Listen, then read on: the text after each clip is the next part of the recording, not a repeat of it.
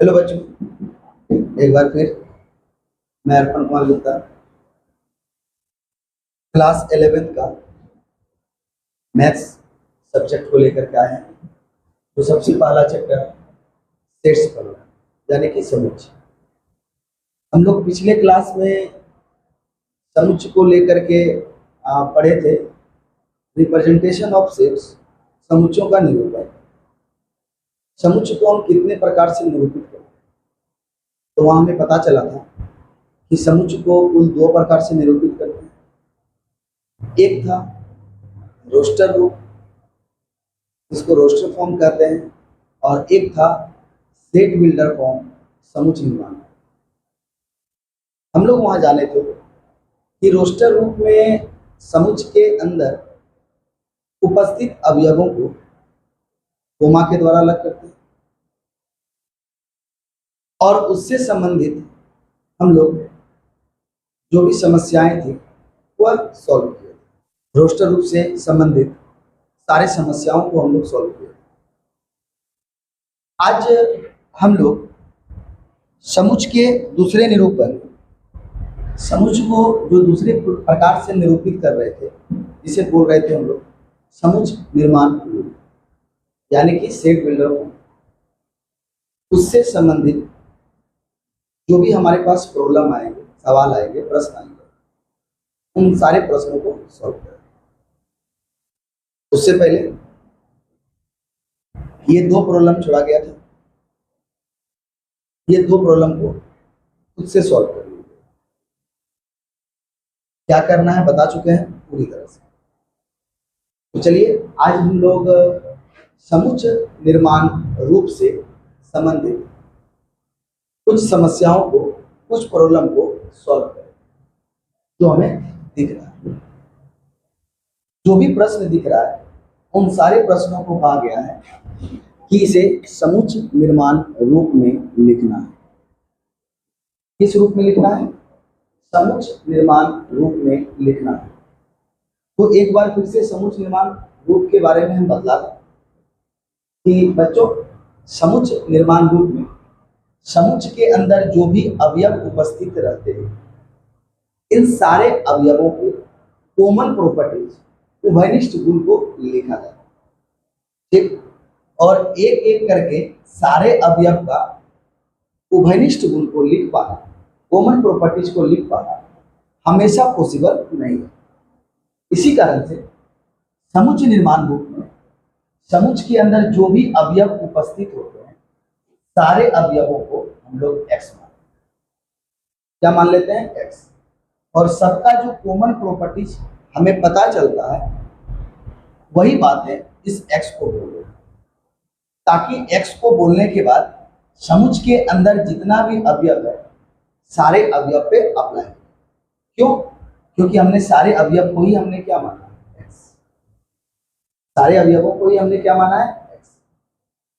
तो चलिए समुच्चय निर्माण रूप में एक बार फिर से ध्यान से समझिए। समुच्चय निर्माण रूप में समुच्चय के अंदर जो भी अवयव उपस्थित रहेंगे, उन सारे अवयवों के उभयनिष्ठ गुण को लिखना है, और इन सारे अवयवों को हमें एक्स मानना है, और जो भी कहना है वो एक्स के बारे में। ठीक है, चलो हम लोग समुच्चय निर्माण रूप से संबंधित सारे समस्याओं को सॉल्व करें।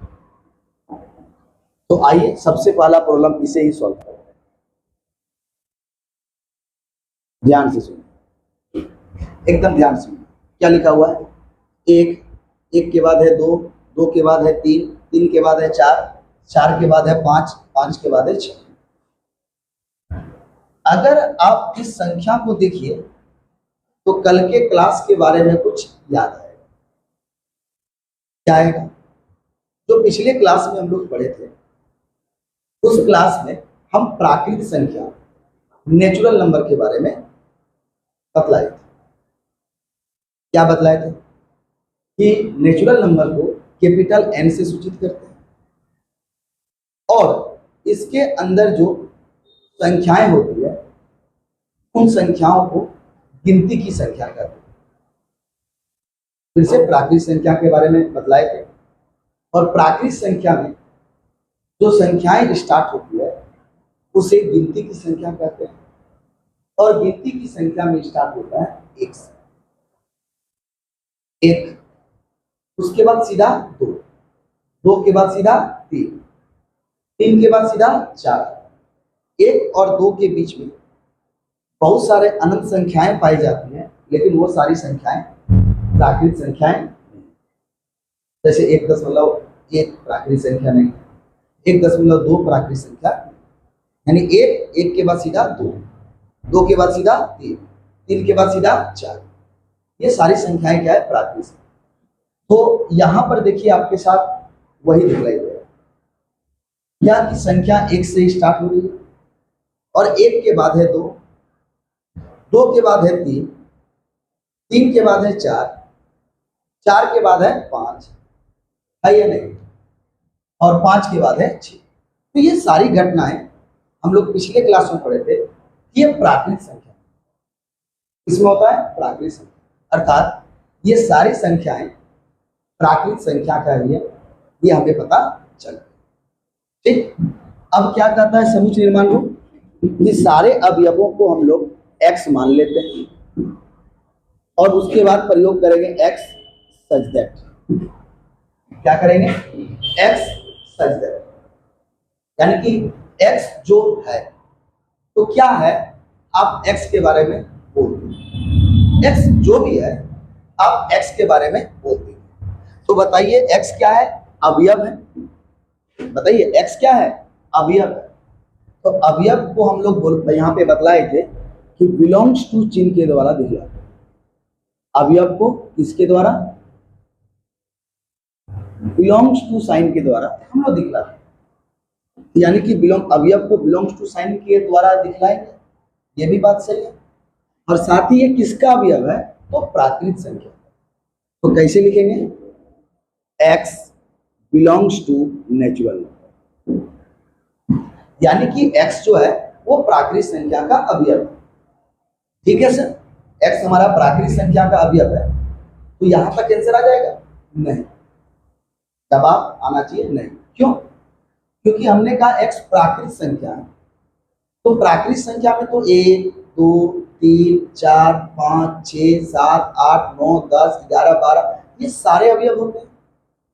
लेकिन बाबू जरा ध्यान देना, यहां पर जो अवयव है कितना तक? केवल 6 तक। लेकिन हम यहां बोल दिया x प्राकृत संख्या है, तो आंसर यहां कंप्लीट नहीं होगा। जहां हमें कहना होगा क्या? जहां x जो है ना बड़ा और बराबर है 1 से, देखिए 1 से स्टार्ट हुआ तो बराबर है, और 1 से 2 हो रहा है, 3 हो रहा है, 4 हो रहा है, यानी कि बड़ा हो रहा है। और कहां तक? ये छोटा और बराबर है किससे? 6 से। देखिए 6 तक गया है और 6 से क्या है? छोटा। यानी x एक प्राकृत संख्या है, ये बात सही है। तो हम सिर्फ प्राकृत संख्या बोल करके छोड़ नहीं देंगे, तब सर सिर्फ प्राकृत संख्या बोल करके हम छोड़ नहीं देंगे, हमें यह भी बतलाना होगा कि ये x प्राकृत संख्या तो है, लेकिन इसका मान 1 से बड़ा और बराबर, 6 से छोटा और बराबर। ठीक, चलिए समझ गए होंगे। अगले प्रश्न की ओर चलते। अब अगले प्रश्न की ओर चलते हैं, तो क्या है? समुच्चय भी। समुच्चय निर्माण रूप में सारे अवयवों को x मानेंगे और लिखेंगे सच दैट। अब जो भी कहना है हम x के बारे में, जो भी कहना है हम किसके बारे में बोलेंगे? x के बारे में। तो आइए जरा ध्यान से देखिए x क्या है। x का वैल्यू एक 1 है, फिर 1/2 है, तो सब देखिए आप बट्टा में, क्या हम 1 को भी 1/1 लिख सकते हैं? बिल्कुल सर, आप 1/1 लिख सकते हैं। तो जैसे हम इसको 1/1 लिखेंगे, तो आप ध्यान दीजिए जरा, इसके कॉमन प्रॉपर्टीज को हमें पहचानना है। 1/1 है, 1/2 है, 1/3 है, 1/4 है। इसका मतलब क्या हुआ? जो x है ना, ये सारे x के अंश में देखिए, तो अंश में फिक्स क्वांटिटी है और वो है 1। फिक्स क्वांटिटी क्या है? 1। तो हम क्या कहते हैं? हम x को कहते हैं क्या? 1 पाई। देख लीजिए, सब में क्या एकदम कॉमन है, एक समान है, इक्वल है। सब में क्या है, 1 1 1 1 1, आगे भी डॉट डॉट का मतलब सिमिलर चल रहा है।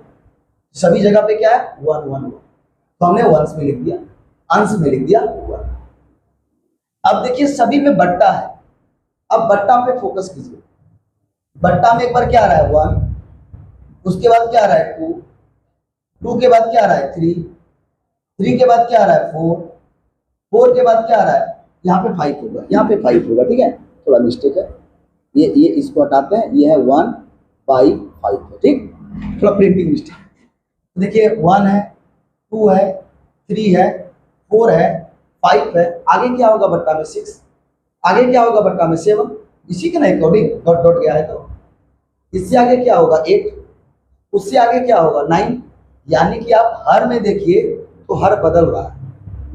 हर में एक बार 1 है, तो एक बार 2 है, तो एक बार 3 है, एक बार क्या है 4 है, तो ये वेरीज कर रहा है, बदल रहा है, इसको हम लोग कह देते हैं n। नीचे वाले संख्या को क्या कर दिया हम लोग, n। लेकिन n तो कह दिए बदल रहा है, लेकिन n क्या है,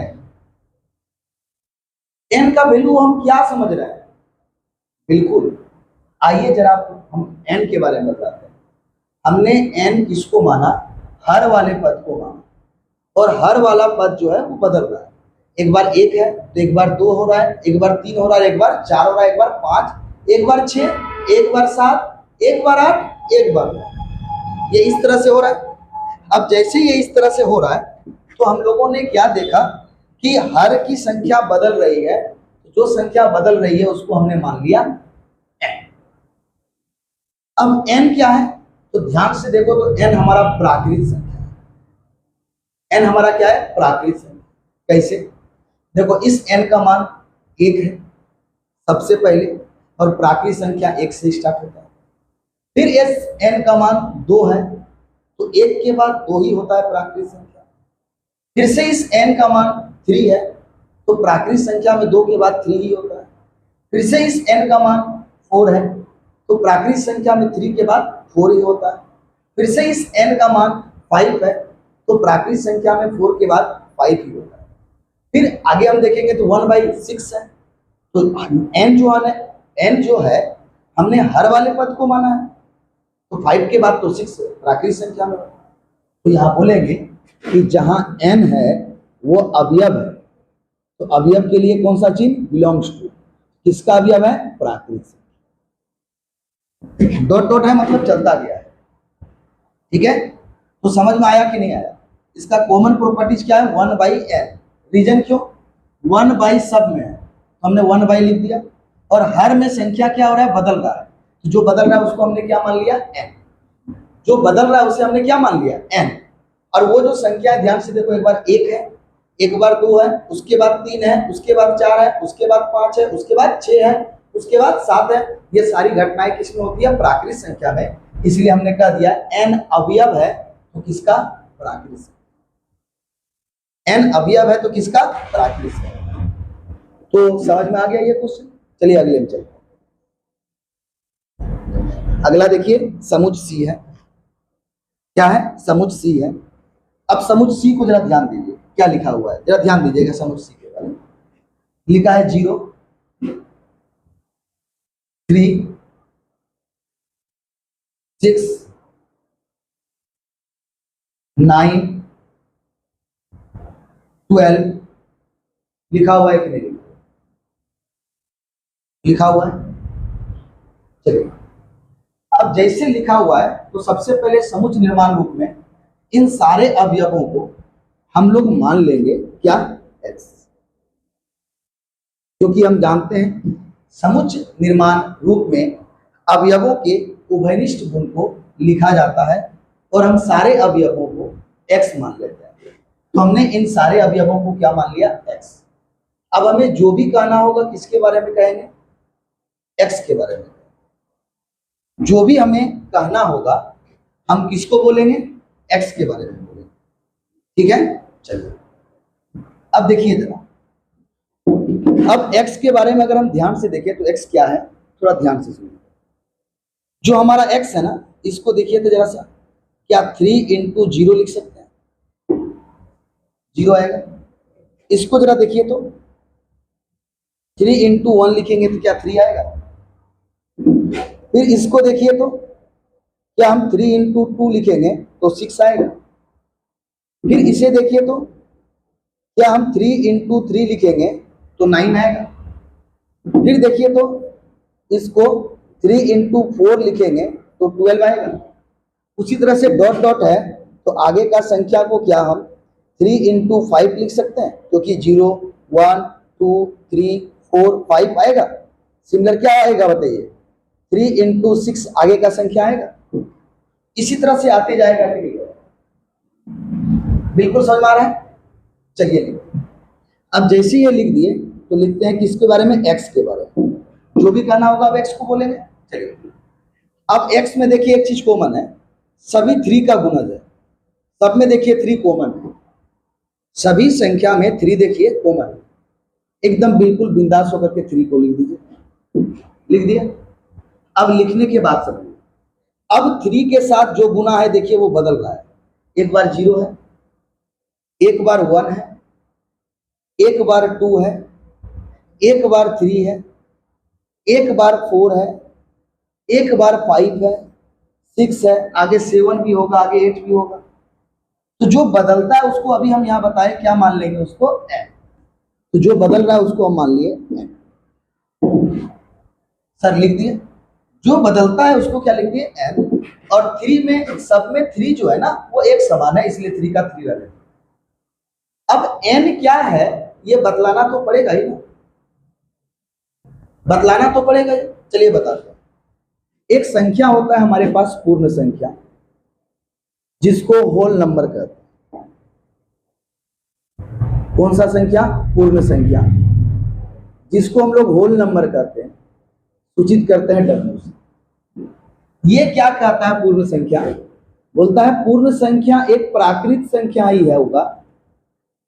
जिस तरह से प्राकृत संख्या होता है ना उसी तरह से हमारा पूर्ण संख्या भी होता है, लेकिन इसमें एक अलग से संख्या क्या शामिल हो जाता है? जीरो। क्या शामिल हो जाता है? जीरो।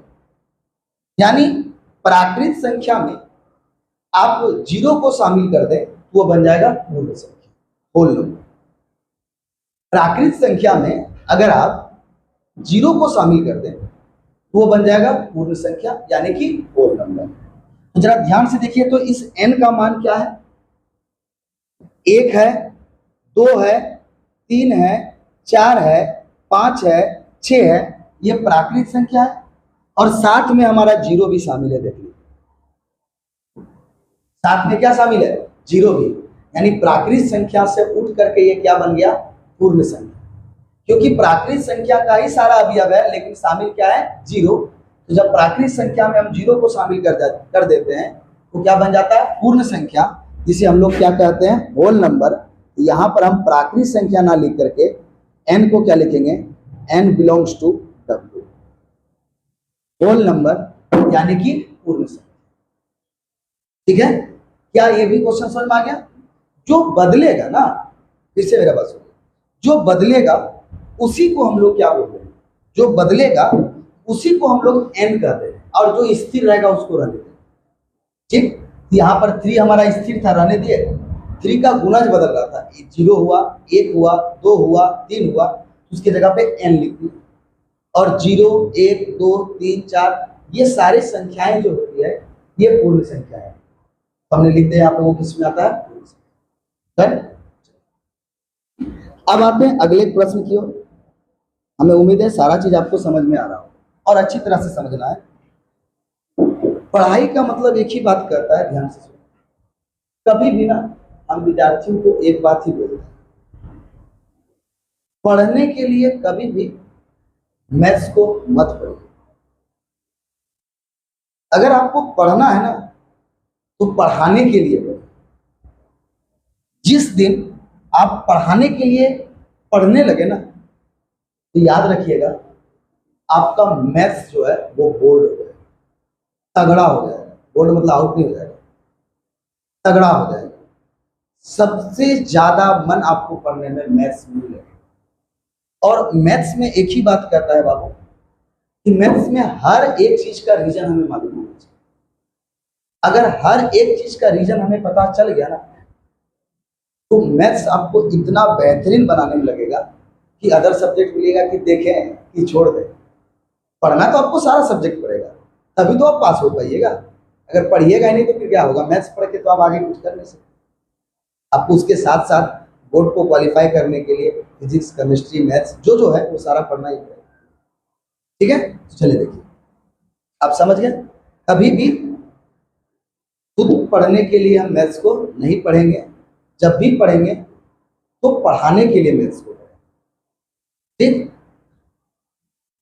बी नंबर में देखिए, हमें समुच्चय निर्माण रूप में लिखना है, तो हम सारे अवयवों को मान लिए x, मान लिए x। अब देखिए तो, अब x सच दैट, अब हमें जो भी कहना है किसके बारे में कहेंगे?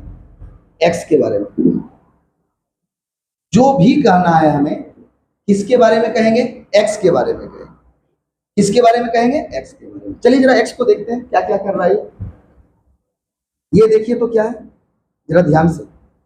ये 10 है, ये 11 है, ये 12 है, ये 13 है, ये 14 है और ये 15 है। जरा इसके कॉमन गुण को देखिए तो, क्या इसको हम लिख सकते हैं 0 + 10? कॉमनिस्ट गुण को लिखना है, 0 + 10 लिख सकते हैं। 11 को देखिए तो, क्या हम 1 + 10 लिख सकते हैं? 12 को देखिए तो 2 + 10 लिख सकते हैं। एकदम मजेदार से समझिए सारी चीजों को। क्या 13 को हम लोग 3 + 10 लिख सकते हैं? क्या 14 को हम लोग 4 + 10 लिख सकते हैं? क्या 15 को हम लोग 5 + 10 लिख सकते हैं? लिख सकते हैं, बिल्कुल सर, एकदम लिख सकते हैं। तो आइए इसमें कॉमन चीज को ढूंढते हैं। तो सभी में +10 जो है वो एक समान है। तो चलिए x बराबर +10 सभी में एक समान है, तो हमने लिख दिया। सभी में +10 जो है वो एक समान है, तो हमने उसको लिख दिया। ठीक, अब आइए देखते हैं। तो देखिए यहां पर क्या हो रहा है, एक बार एक बार सॉरी एक बोल रहा है 0 के बाद 1 के बाद क्या आ रहा है? तो देखिए आप, 1 के बाद हमारा आ रहा है 2, 1 के बाद आ रहा है 2 के बाद आ रहा है 3 के बाद आ रहा है 4 के बाद आ रहा है 5। तो ये बदल रहा है, और जो बदल रहा है उसको हमने क्या मानने बोला था? n। क्या मानने बोला था? n। तो 0 1 2 3 4 5, ये सारा क्या है? n है। जो बदलता है उसे क्या मानने बोले थे? n। तो हमने उसे n मान लिया। ठीक है, चलिए अब जैसे उसे n मान लिया हम लोगों ने, अब n को बतलाना भी तो पड़ेगा ना, n क्या है। अगर n को आप बताए ही नहीं n क्या है, तब तो बाबू भूत पिशाच बन जाएगा, है या नहीं है? वो अदृश्य हो जाएगा, वैल्यू ही क्या है यार, जाने दो जिधर है, जिसको जो मन करेगा। चले दोस्त, n को गला में हाथ रखा, चलो दोस्त घूम के आते हैं। तो पहले n के बारे में बताना पड़ेगा ना, n क्या है। तो चलिए n देखिए बताते हैं। n का देखिए 0 1 2 3 4 5 ये आ रहा है, और हमने आपको बताया था 1 2 3 4 5 प्राकृत संख्या में आता है, और उसमें अगर आप 0 शामिल कर दें तो वो पूर्ण संख्या में आता है। यानी n एक पूर्ण संख्या है। n क्या है? पूर्ण संख्या है। तो यहां लिखना पड़ेगा क्या?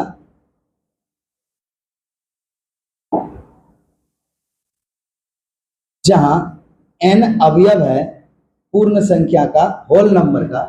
लेकिन बाबू पूर्ण संख्या में तुम देखो ना, पूर्ण संख्या में क्या 5 तक, 0 1 2 3 4 5 तक ही होता है।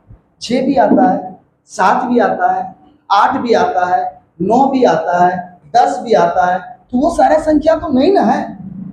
तो हमें यहाँ बतलाना पड़ेगा इसके जैसा कि n क्या है। तो हम यहाँ क्या बताएंगे? एवं n जो है वो बड़ा और बराबर है 0 से, छोटा और बराबर है 5। देख लीजिए n का मान, n होल नंबर है, पूर्ण संख्या है, एन का मान क्या है, 0 से बड़ा। देखिए 0 1 2, 0 से बड़ा और बराबर, लेकिन 5 से छोटा और बराबर। आ गया समझ में? क्यों? अगर हम केवल होल नंबर छोड़ देते तो एन का मान 5 तक ही नहीं सीमित होता, 6 भी होता, 7 भी होता, 8 भी होता। ये सब तो यहाँ दिया गया नहीं ना है, उसे हटाना पड़ेगा कि नहीं? तो इसीलिए हमने एन को यहाँ पर क्या कर दिया, हटा दिया। क्या बोल के हमने एन को हटा दिया कि एन हमारा पूर्ण संख्या तो है, ये बात सही है, लेकिन 0 से बड़ा और बराबर है और 5 से छोटा और बराबर है।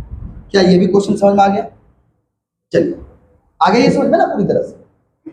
चलिए देखो, अब देखिए अगले में चलते हैं, 5वां नंबर ई में। ई में केवल दिया गया 0, तो ये लिखना काफी आसान है। क्या लिखेंगे?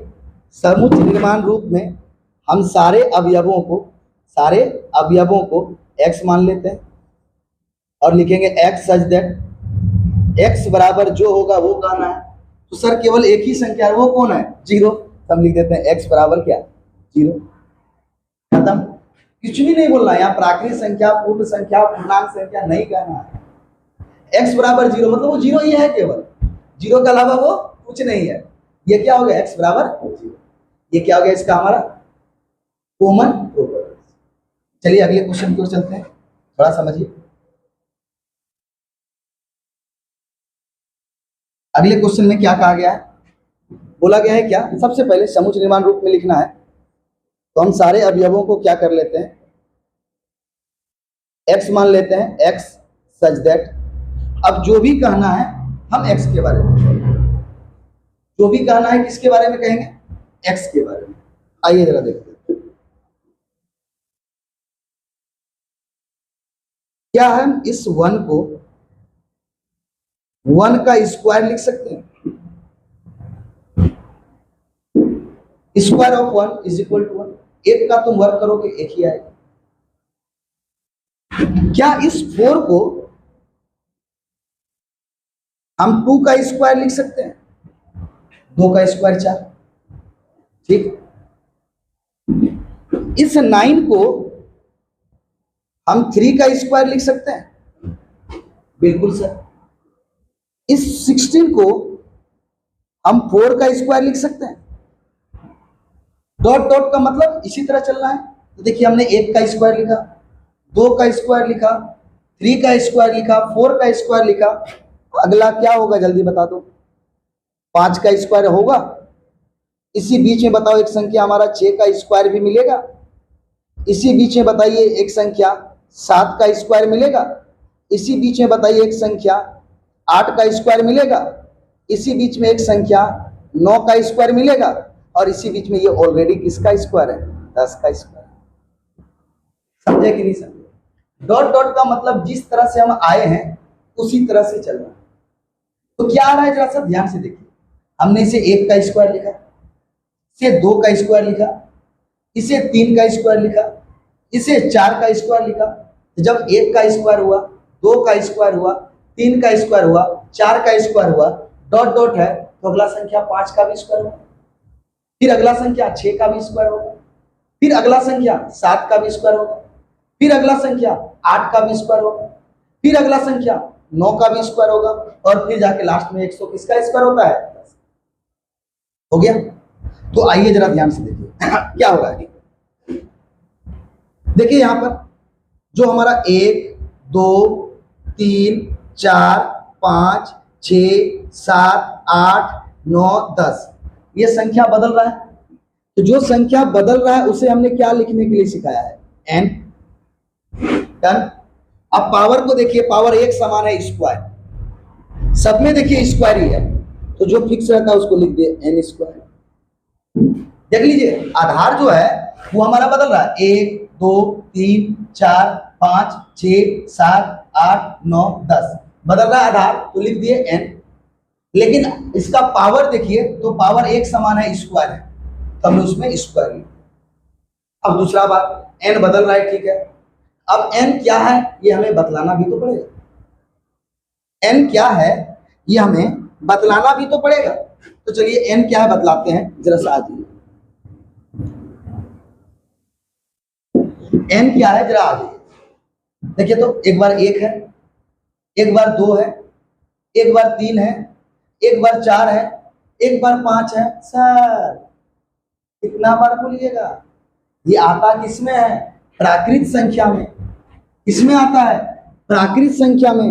हम n बिलोंग्स टू क्या बोलेंगे? प्राकृत संख्या, नेचुरल नंबर। जो n है ये अवयव है किसका? प्राकृत संख्या का। तो प्राकृत संख्या में तो बहुत सारे संख्याएं होती है, लेकिन यहाँ पर 1 से लेकर के कहां तक है? 10 तक ही n का मान है। तो लिखना पड़ेगा एवं n हमारा अवयव है प्राकृत संख्या का, ये बात तो सही है, लेकिन n हमारा जो है वो बड़ा और बराबर है 1 से, और छोटा और बराबर है 10। देख लीजिए n का मान 1 से बड़ा और बराबर, 10 से छोटा और बराबर है या नहीं है? देख लीजिए ध्यान से।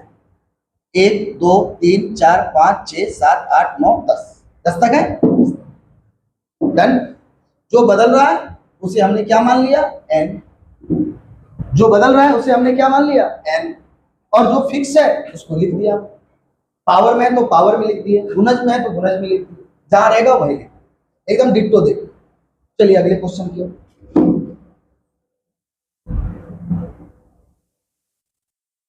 चलिए हम लिख रहे हैं समुच्च निर्माण रूप। तो उसके समुच्च निर्माण रूप में समुच्च के अंदर उपस्थित सभी अवयवों को x मान लिया जाएगा।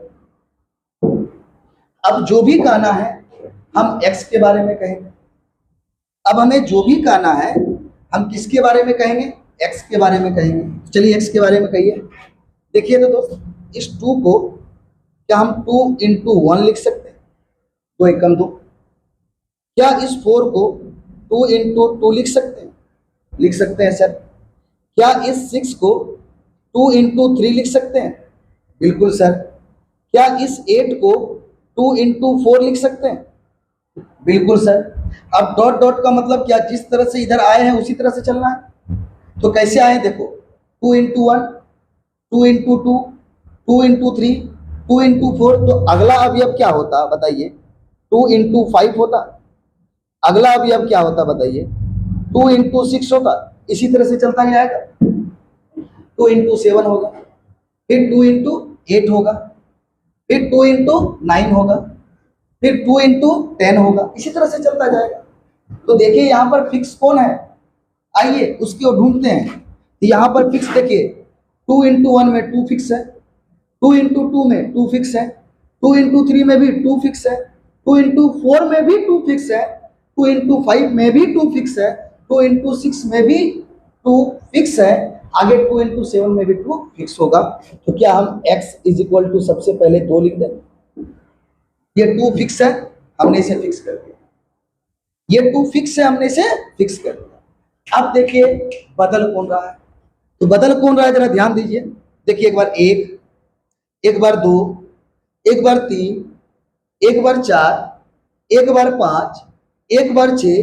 जो 2 के साथ गुना है वो बदल रहा है, और जो बदलता है उसे हम क्या लिखते हैं? n। लेकिन भाई साहब जो बदलता है हम उसे n तो लिख देते हैं, ये बात तो सही है, लेकिन n क्या है ये भी हमें बतलाना पड़ता है। तो n कैसे चल रहा है जरा देखिए। तो एक बार 1 है, फिर देखिए एक बार 2 है, फिर देखिए एक बार 3 है, एक बार 4 है, फिर 5 है। ये सारी संख्याएं प्राकृत संख्याएं की है। तो हम बोल देंगे क्या? यहाँ कौन? n जो है वो अवयव है किसका? प्राकृत संख्या का।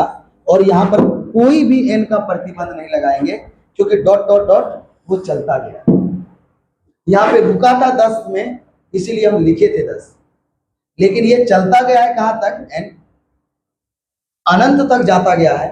तो यहाँ पर हम कोई प्रतिबंध नहीं लगाएंगे। और ये सारी बातें क्या आप लोगों को समझ में आ गई होगी? जो भी बातें हैं। अब यहाँ देखिए एक चीज और चाहिए तो आप यहाँ पे रिड्यूस कर सकते। आपने n को प्राकृत संख्या बोल दिया है ना, मतलब वो 1 से ही स्टार्ट होगा। जा कहां तक रहा है? 10 तक। तो आप इसको डायरेक्ट n को यहाँ पर लिख सकते थे, n छोटा या बराबर है किससे? 10। अगर आप 1 को नहीं भी लिखते तो कोई दिक्कत नहीं था। क्यों नहीं था? क्योंकि जैसे ही हमने प्राकृत संख्या बोला तो स्टार्ट वो 1 से ही हुआ। किससे होगा, एक सही होगा। क्लियर है बात। वही चीज जैसे आपने यहाँ लिखा, तो यहाँ पर 0 से बड़ा और बराबर नहीं लिखते, केवल लिखते हैं m जो है छोटा और बराबर है 5 से, वो भी सही। ठीक है, तो क्या ये समुच्चय निर्माण रूप के सारे प्रश्न को आप समझ ली। समुच्चय निर्माण रूप में क्या करेंगे, सभी अवयवों के उभयनिष्ठ गुण को लिखेंगे और साथ ही सारे अवयवों को हम लोग एक्स मान। तो चलिए अब हम लोग अगले प्रश्न की ओर चलते हैं और अगले प्रश्न को समझने का प्रयास करें। अगला प्रश्न हमारा क्या है, जरा ध्यान से पढ़िए। निम्नलिखित समुच्चयों के सभी अवयवों को सूचीबद्ध कीजिए। सूचीबद्ध कीजिए मतलब रोस्टर रूप में लिखिए। रोस्टर रूप बोला जाएगा, या फिर आपको श्रेणीबद्ध रूप में कहा जाएगा, या फिर सूचीबद्ध करने के लिए कहा जाएगा। तो तीनों का मीनिंग एक ही है कि लिखना हमें इसे है रोस्टर रूप। लिखना हमें किस रूप में है, रोस्टर रूप। ठीक है, चलिए जब रोस्टर रूप में लिखना है तो रोस्टर रूप का गुण क्या है कि समुच्चय के अंदर जो भी अवयव उपस्थित होंगे उसे कोमा के द्वारा अलग करना। किसके द्वारा, कोमा के द्वारा अलग करना। तो चलिए हम लोग इन सारे अवयवों को जो भी हमें लिखा गया है उसको कोमा के द्वारा हम अलग करें। तो आइए सबसे पहला प्रश्न क्या है, a is equal to x such that. X such that यानी कि ये लिखा गया हमारा कौन सा रूप में, समुच्चय निर्माण रूप में लिखा गया है। किस रूप में लिखा गया है, समुच्चय निर्माण रूप में लिखा गया है और इसे हमें लिखना है रोस्टर रूप। रोस्टर रूप का मतलब अवयवों को कोमा के द्वारा अलग करके लिखना है। रोस्टर रूप का मतलब अवयवों को कोमा के द्वारा अलग करके लिखना है। ठीक है, क्या बोला गया है, देखो एक्स स्क्वायर जो है, कौन, एक्स स्क्वायर, वो छोटा है, एक्स स्क्वायर की तरफ मुंह बंद है। देखिए यानी क्या, एक्स स्क्वायर जो है वो छोटा है। किससे छोटा है, तो वो 10 से। यानी एक्स संख्याएं और उसका हमें क्या करना है, स्क्वायर, और स्क्वायर किससे छोटा है, 10 से। ठीक, और x क्या है, तो बोलता है x अवयव है किसका, तो प्राकृत सॉरी पूर्णांक संख्या का। z का मतलब कौन सा संख्या, पूर्णांक संख्या। हम पूर्णांक संख्या के बारे में बतलाए थे सर आपको।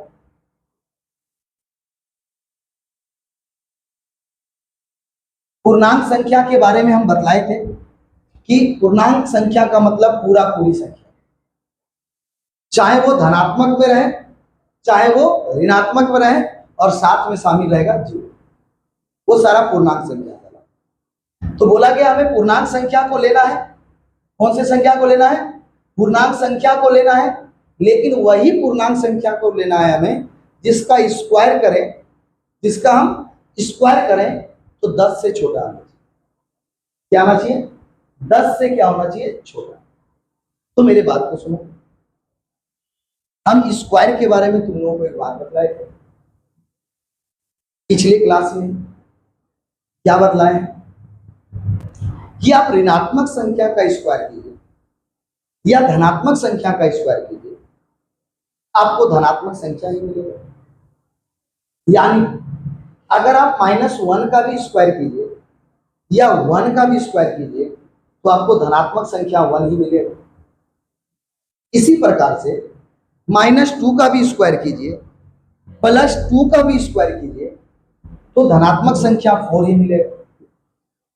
तो और पूर्णांक संख्या में धनात्मक संख्या भी उपस्थित होता है, ऋणात्मक संख्या भी उपस्थित होता है और साथ में 0 भी शामिल होता है।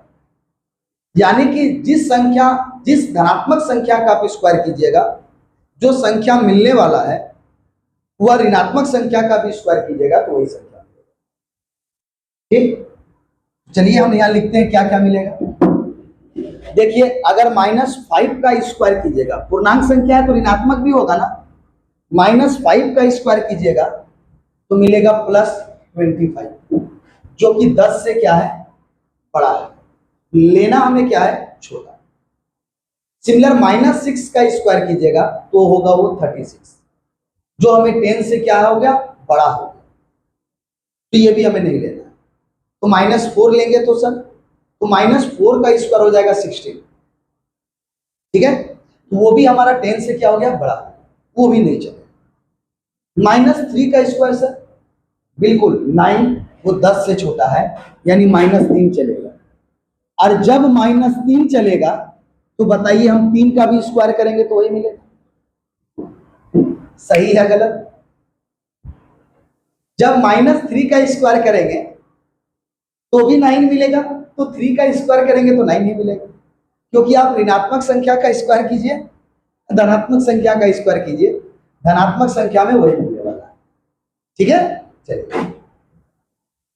-2 का स्क्वायर कीजिए तो 4, -2 का स्क्वायर कीजिए तो 4, तो सर वो 10 से छोटा है, तो बिल्कुल चलेगा -2, और जब -2 चलेगा तो +2 भी चलेगा, सही है, क्योंकि दोनों का स्क्वायर कीजिए 4 ही मिलेगा। अगला चलिए, नेक्स्ट हम -1 लेते हैं, तो -1 का भी स्क्वायर लेंगे तो 1 ही मिलेगा, जो कि 10 से छोटा है। और जब -1 का स्क्वायर किए आप तो 1 का भी स्क्वायर कीजिएगा तो वही मिलेगा। सिमिलर 0 का स्क्वायर कीजिएगा तो 0 ही मिलेगा, जो कि 10 से छोटा है। अब बताइए हमने क्या क्या ले लिया, -3 ले लिया, -4 हमने लिया था, -4 का स्क्वायर हो गया था 16, जो कि 10 से क्या है, बड़ा है, तो हमने -4 को सिलेक्ट नहीं किया था। और जब -4 सिलेक्ट नहीं हुआ तो 4 कहां से सिलेक्ट होगा, सेमी संख्या मिलने वाला है या नहीं? उसी तरह से -5 का हमने स्क्वायर किया तो 25 मिला, जो कि 10 से बड़ा है, तो हम -5 को सिलेक्ट नहीं किए। जब -5 को सिलेक्ट नहीं किए तो 5 को कहां से सिलेक्ट, इसलिए हमारे पास संख्या कौन कौन आएगा, -3 +3 -2 +2 -1 +1 और 0। और इसे अगर आप सजा के लिखना चाहते हैं तो बिल्कुल सजा के लिख दीजिए, -3 -2 -1 0 1 2 3। हमारा दोनों आंसर सही है, हम सिर्फ इसको सजा के थोड़ा लिख दिए। क्यों दोनों आंसर सही है? क्योंकि समुच्चय के अंदर उपस्थित अवयव क्रम पर निर्भर नहीं। चलिए हो गया, चलिए आगे चलते हैं। क्वेश्चन नंबर बी को समझते हैं। एकदम देखिए, एक ही बात बोलेंगे, प्रेशर फेल नहीं कीजिए, हर एक चीज का हम ज्ञान देंगे, बस आपको वीडियो को स्टार्टिंग से अंत तक देखना। और दूसरा बात, हमारे स्वामी विवेकानंद जी कहा गया, शिक्षा वह शेरनी का दूध है जो पिएगा वो दहाड़ेगा। अब जितना शिक्षा ग्रहण कीजिएगा उतना आप जबरदस्त स्टूडेंट बनते हैं। इसीलिए कभी भी बोर मत होइए, और जितना ज्यादा से ज्यादा चीज होगा हम उन सारी चीजों के बारे में और आप पढ़िए। अगले प्रश्न की ओर चलते हैं। तो बोला एक्स सच दैट, यानी कि सर ये समुच्चय निर्माण रूप है, ठीक है। क्या एक्स का रूल बोला है, जरा देखिए समझिएगा, 1/2n-1 बोलते ये नियम है, सारे अवयवों का उभयनिष्ठ गुण है। और x के बारे में बोला, ये x जो है ये संख्या है। x क्या क्या है जरा देखिए, सॉरी यहाँ पर x नहीं होगा, यहाँ पर अगर हम बात करें ये n होगा, और यहां भी n होगा, प्रिंटिंग मिस्टेक है, ये दोनों जगह पे हमारा n होगा, दोनों जगह पे क्या होगा, n होगा। ये दोनों जगह पे जो भी हम देख रहे हैं, ये दोनों जगह पे हमारा क्या होगा, n होगा, ठीक है।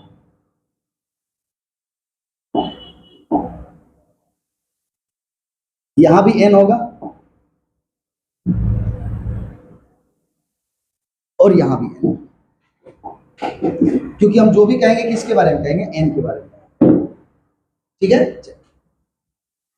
तो n क्या बोल रहा है, n जो है ना वो पूर्णांक संख्या है, मतलब पूरा पूरी अंक, ठीक है ना। लेकिन n क्या है, एक से बड़ा और बराबर, एक से बड़ा और बराबर और 5 से छोटा और बराबर। पूर्णांक संख्या तो है, लेकिन क्या है, एक से बड़ा और बराबर और 5 से छोटा और बराबर। तो बताइए पूर्णांक संख्या का मतलब पूरा पूरी है, और पूरा पूरी अंक में आपको लिखना क्या है, एक से बड़ा और बराबर का मतलब 1 2 3 4 और 5 से छोटा और बराबर।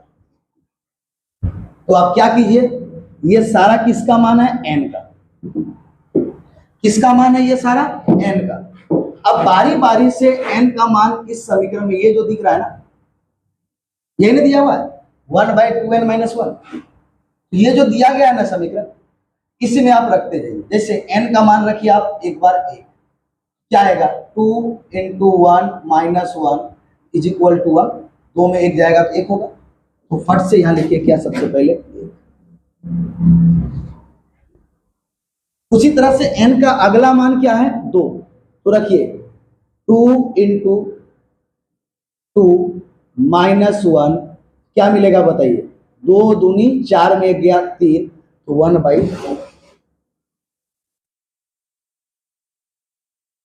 क्योंकि 1/, आप देख लीजिए सर, आप यहाँ 1/, नहीं लिखे, अरे भाई साहब 1/1 1 ही होता है, इसीलिए हम केवल क्या लिख दिए, 1 ही लिखे और कुछ नहीं लिखे। समझ में आ गया ना, क्या लिखे, केवल 1 ही लिखे। चलिए आगे चलते हैं। अगला n का मान बोलिए क्या है, 3। 6 में 1 चला गया 5, क्या लिखेंगे यहाँ पे, अंश में है 1/5। फिर से n का वैल्यू कितना है, 4। 2 × 4 - 1 इज इक्वल टू 7, क्या हो जाएगा 1/7। फिर हमारा क्या हो जाएगा 2 × 5 - 1 इज इक्वल टू 9, कितना हो जाएगा 1/9। n का वैल्यू 1 से लेकर के 5 तक ही रखने बोला गया था, तो हमने n का वैल्यू एक एक करके 1 से लेकर के कहां तक हमने रखा, 5 तक। तो हमें क्या मिला, ये सारी संख्याएं, और ये कौन सा रूप कहलाएगा, हमारा रोस्टर, क्योंकि अवयवों को हमने किसके द्वारा अलग किया है, कोमा के द्वारा हमने अलग। क्या ये भी समझ में आ गया, जैसे जैसे बोला जाए ना, आप बस वैसे वैसे ना बना दिए, एकदम प्रॉब्लम 100% सही बनेगा। अगले क्वेश्चन की ओर चलते हैं, जरा जबरदस्त क्वेश्चन है, ध्यान से सुनिए। बोलता है x एक पूर्णांक संख्या है, तो बार बार पूर्णांक आ रहा है, तो चलिए तो एक बार पूर्णांक लिखने का प्रयास करते हैं। इसे हटा देते हैं हम लोग, क्यों, क्योंकि इसका यूज हो गया। तो पूर्णांक संख्या क्या होता है बाबू, बताए थे ना, पूरा पूरी अंक, चाहे वो ऋणात्मक में हो चाहे वो धनात्मक में। इसे भी हटा देते हैं, हो गया ये। जरा पूर्णांक संख्या को एक बार फिर से लिखिए, पूरा पूरी अंक, चाहे ऋणात्मक में हो चाहे धनात्मक में। तो ऋणात्मक संख्या कहां से जाएगा, -∞ से आएगा। और क्या क्या होगा जरा देखिए, -5 -4 -3 -2 -1 0 1 2 3 4 5 6 7, इस तरह अनंत तक जाएगा। कहां तक जाएगा, अनंत तक जाएगा। तो जाने दीजिए सर अनंत तक, ठीक। अब इसका खासियत देखिए क्या हो गया, अब इसका खासियत देखिए क्या हो गया, पूर्णांक में कोई भी दो पूर्णांक के बीच में कोई संख्या पाया नहीं है, जो पूरा पूरी संख्या है वही पूर्णांक। कोई भी दो पूर्णांक लीजिए लगातार और उसके बीच में बोलिए कोई संख्या पाया जाएगा तो नहीं पाया, ठीक है। चलिए अब सुनिए, अब बोला गया था x एक पूर्णांक है, ये बात सही है, लेकिन x बड़ा है किससे, -1/2। -1/2 का मतलब क्या होता है, -0.5 से क्या है, बड़ा है कौन, x। -0.5 से बड़ा है कौन? तो x। ठीक, अब अगला देखो, और बोलता है क्या कि 9/2 से छोटा है x। 9/2 का मतलब होता है छोटा हो गया किससे? ये 4.5, यानी x एक पूर्णांक संख्या है, ये बात सही है। x एक पूर्णांक संख्या है, ये बात सही है। पूरा पूरी अंक होगा, ये बात सही है। चाहे ऋणात्मक में चाहे धनात्मक में, और 60 में शामिल कर दीजिए 0 को, ये बिल्कुल सही है। अब अगला बात समझना है कि हमें जो पूर्णांक लेना है, x का जो मान लेना है, वह मान लेना है किससे? 0.5 से बड़ा, सॉरी -0.5 से क्या लेना है? बड़ा, और 4.5 से छोटा पूर्णांक लेना है। तो बताइए -0.5 कहां मिलेगा?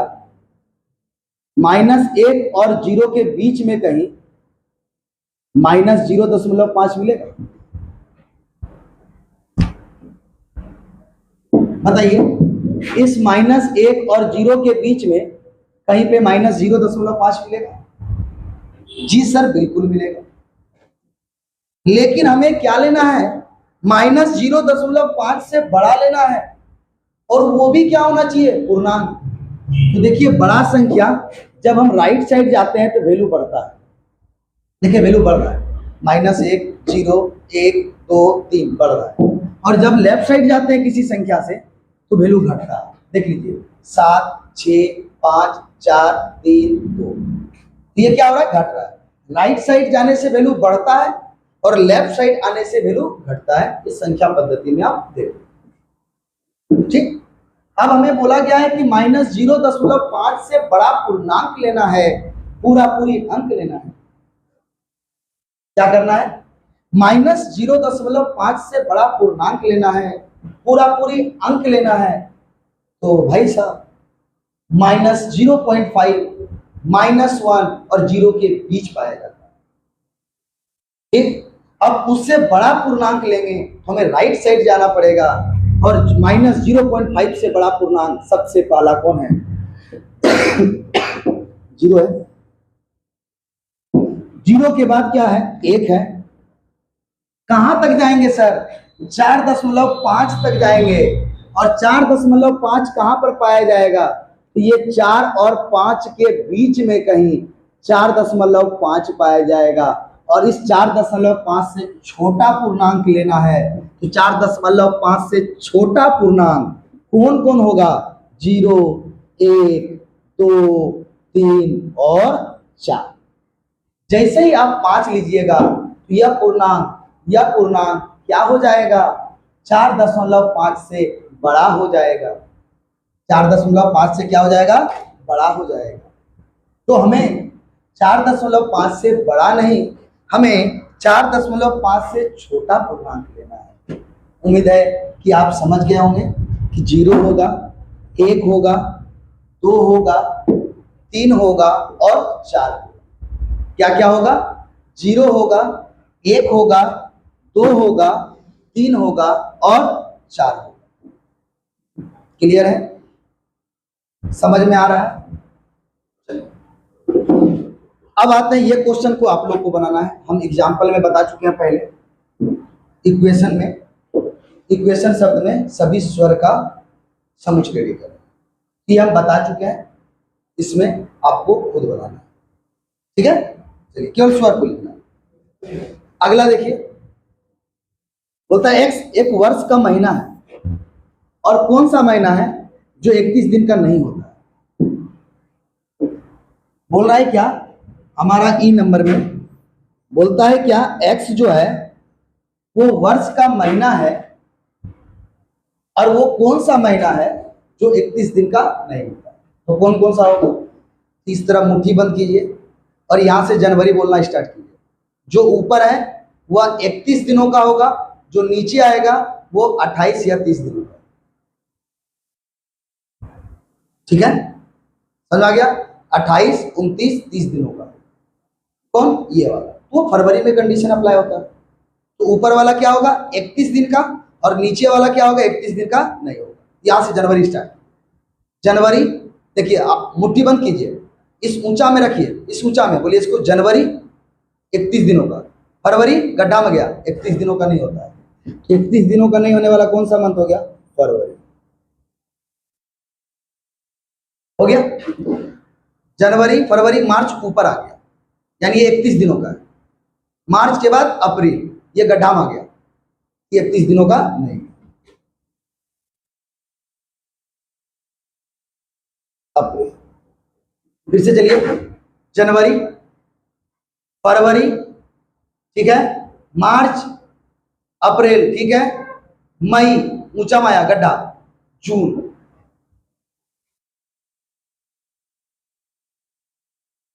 जून आ गया। जून के बाद इसमें जुलाई, और फिर से इसी में अगस्त।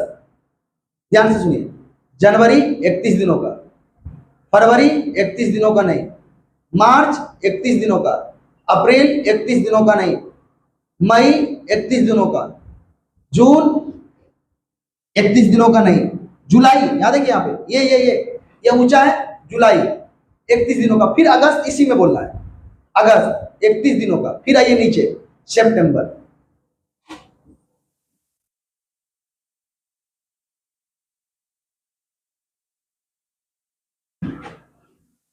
जुलाई अगस्त इसी में रहेगा, फिर उल्टा आइए सितंबर, अक्टूबर नहीं 31 दिनों का होता है, अक्टूबर, नवंबर, ये 30 दिनों का होता है।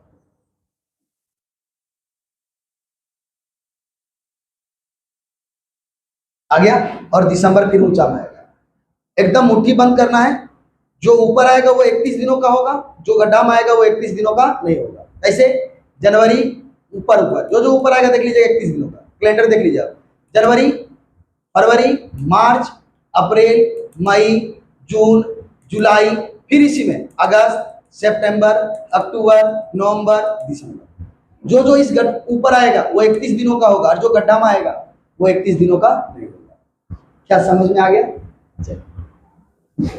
अब बोलता है क्या, ये लिखा हुआ मिसिसिपियाई शब्द का एक अक्षर है, तो लिखिए।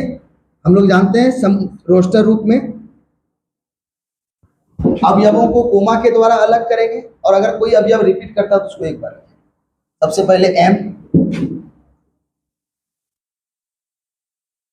फिर आई, फिर एस, एस लिख चुके हैं, आई लिख चुके हैं, एस लिख चुके हैं, आई लिख चुके हैं, पी, फिर से पी हम लिख चुके हैं, और आई भी लिख चुके हैं। एम आई एस, ये हो गया। क्या भाई साहब बताइए, आप सभी को समझ में आ गया? कहीं कोई दिक्कत? रोस्टर रूप था, रोस्टर रूप में समुच्चय के अंदर उपस्थित अवयवों को कोमा के द्वारा हमने, ठीक है। चलिए, हम सबों ने आज समुच्चय निर्माण रूप और रोस्टर रूप दोनों से संबंधित सवाल को सॉल्व किया। कल के क्लास में हम सभी इसके मिलान को बनाएंगे चिन्हित करने के लिए। अगर आप लोग बनाना चाहते हैं तो इसका स्क्रीनशॉट ले लें। एक साइड लिखा गया है रोस्टर रूप में और एक साइड लिखा गया है समुच्चय निर्माण। जो सही होगा उसका मिलान करके, ठीक है। उसके बाद हम लोग संबंधित कुछ समस्याओं को सॉल्व करेंगे। अगर आप चाहें तो स्क्रीनशॉट ले लीजिए और इन सवालों को बनाने का प्रयास कीजिए। जितना हम समझाए हैं उससे बाहर जा ही नहीं सकते। अगर आप पूरे क्लास को देखे हैं, एक एक चीज का आपको यहाँ पर जवाब मिल जाएगा। ये सारे समस्याओं को आपको सॉल्व करते हैं, ठीक है, जो हम लोग कल के क्लास में सॉल्व भी करेंगे। इस प्रॉब्लम को भी, इस प्रॉब्लम को भी और इसे, इन सारे समस्याओं को हम लोग कल के क्लास में सॉल्व करेंगे।